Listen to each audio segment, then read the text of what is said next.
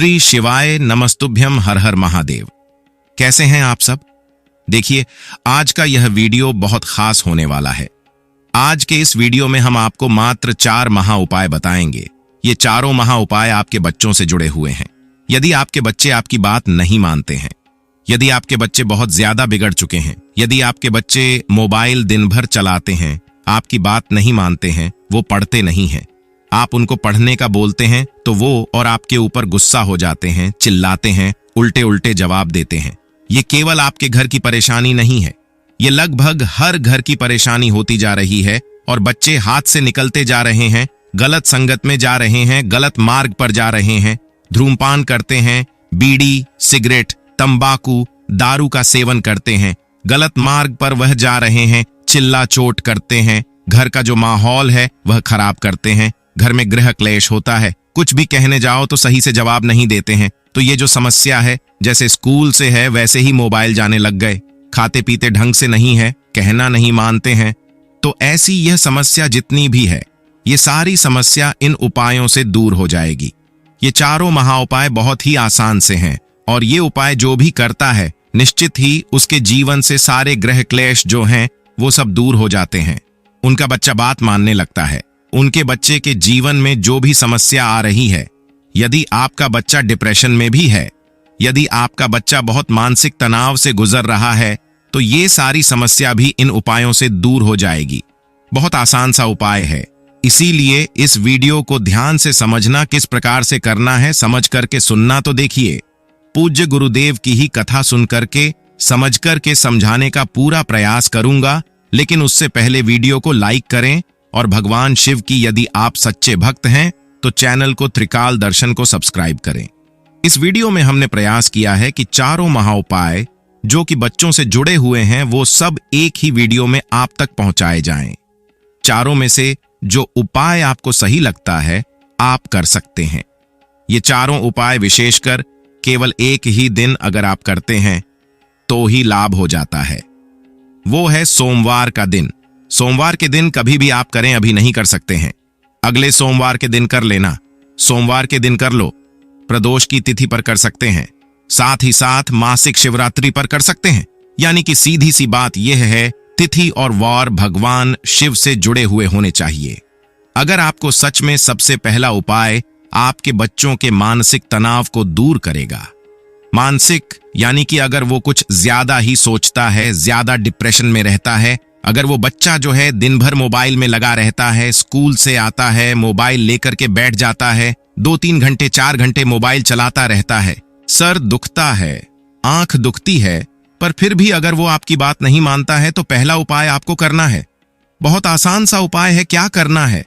सबसे पहले तांबे के पात्र के अंदर जल लेना है, साथ में लेना है पीला चंदन। देखिए, पीला चंदन बाजार में आसानी से मिल जाता है, पूजन सामग्री वाली दुकान पर आपको मिल जाता है, तो आप वहां से लेकर के आ जाना। पीले चंदन से ही ये उपाय होता है, इसका कोई विकल्प नहीं है। ठीक है, पीला चंदन लेना घिसा हुआ भी ले सकते हैं, पाउडर के फॉर्म में जो आता है, नहीं तो आप पीले चंदन की लकड़ी भी ले सकते हैं। पीले चंदन का लेपन भगवान शिव के शिवलिंग पर आपको करना है। कैसे करेंगे पीले चंदन का लेपन? पूरे शिवलिंग पर पीले चंदन का लेपन, शुद्ध जल डालकर के पीला चंदन पूरे शिवलिंग पर आपको लगा लेना है।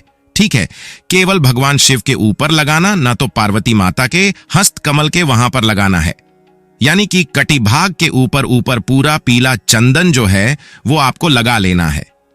पीला चंदन लगाते समय आपको पूरे हाथ का इस्तेमाल करना है और पूरा पीला चंदन का लेपन करना है। पीले चंदन का लेपन करते हुए आपके बच्चों का स्मरण करना है।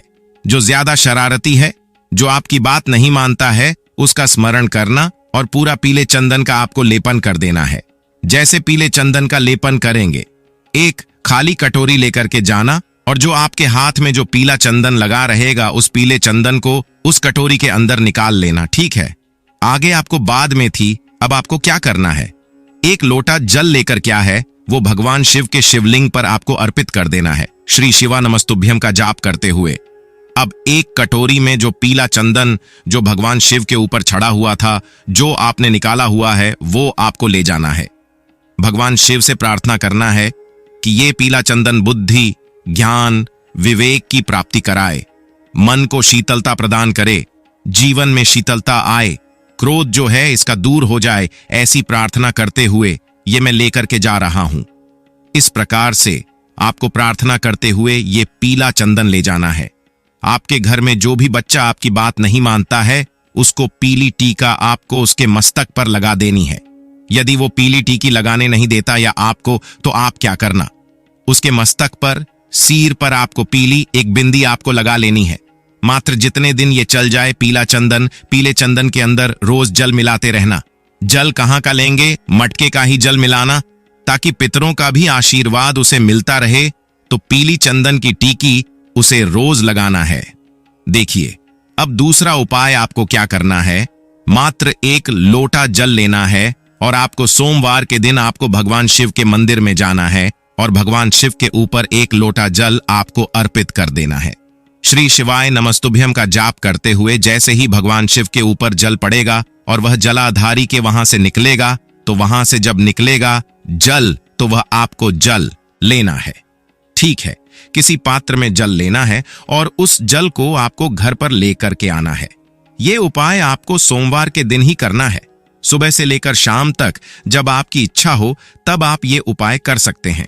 यह भी उपाय बच्चों के क्रोध को दूर करता है, बच्चों के मन को शांत करता है, बच्चों का जीवन जो है वह सुखमय बनाता है।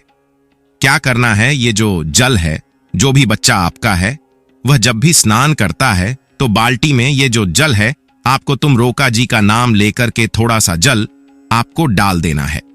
देखिए, सोमवार के दिन अगर यह उपाय करेंगे तो मंगलवार के